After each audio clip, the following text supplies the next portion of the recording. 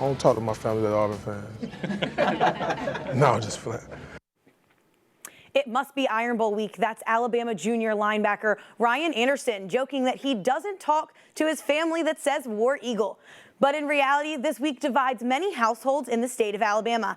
The 80th edition of the Iron Bowl will be at Jordan-Hare Stadium this weekend. And although the Tigers have had a subpar season at 6-5, Bama is on the brink of college football playoff berth. The Tide expects the Tigers' best effort. No, they still got a good offense. They can run the ball, they can throw the ball. And it's that tempo, they go real fast. So, I feel like we got our work cut out for us stopping it. All the records and rankings and stats, all that go out the door this week. Those guys definitely we're gonna get their best game. Like I've been saying, Auburn, they're always gonna have athletes and they got enough talent to match anybody. It's like us. If we play well, we can beat anybody. If we play bad, we can lose anybody. And just the same with them. They play well, they're good enough to beat anybody. And if they play bad, they can lose anybody. But we just got to make sure we're playing our game on Saturday. So while Bama practices today, Kenyon Drake is out there working with a cast. He fractured his arm against Mississippi State. Defensive backs are working on drills. Jake Coker grew up watching the game, and he is now getting ready for his first Iron Bowl start. Here he passes in warm-ups to Cam Sims. The winner of 5 of the last 6 Iron Bowls has gone to the national championship. As for the Tigers, they have had 2 quarterbacks play this season, Jeremy Johnson and Sean White. Gus Malzahn told the media today that he hasn't named a starter for this weekend and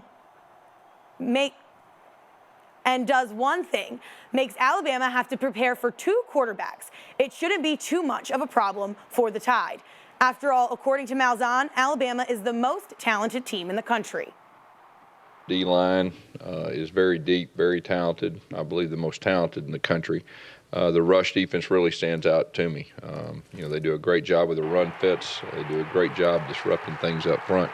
Offensively, very productive also. Got one of the best running backs in the entire country, a big, fast guy that's tough to tackle one-on-one. I think their quarterback's done a very good job of, running their offense, protecting the football, managing their offense. Of course, their special teams is extremely talented.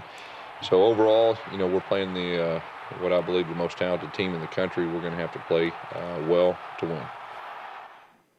The season is young for Alabama women's basketball program, much like their roster, which is dominated by underclassmen. But that seems to be no problem for Christy Curry's team, as they have scored 93 points in their first 4 games. Tonight, hosting Georgia State at home, the Tide looking to keep up tempo hoops going. Georgia State no pushover though. They got out to a hot start. Hanging with Bama, Ashley Cole's jumper gives Georgia State a 15-12 lead. The Panthers built a 6-point lead in the first quarter. Ashley Cole with 2 of the 10 points this evening. But Bama wakes up in the second quarter. Tide gets the ball inside the paint to senior Nikki Hedstetter. She led the Tide tonight with 14 points and 9 rebounds. And get used to seeing highlights from number 1, Nene Bolton, put up 12 and the Tide went on a 14-0. And State would never come back. Bama wins 72-56. That's all for now. Be sure to join us for more local news tonight at 6 and at 10. Have a good night.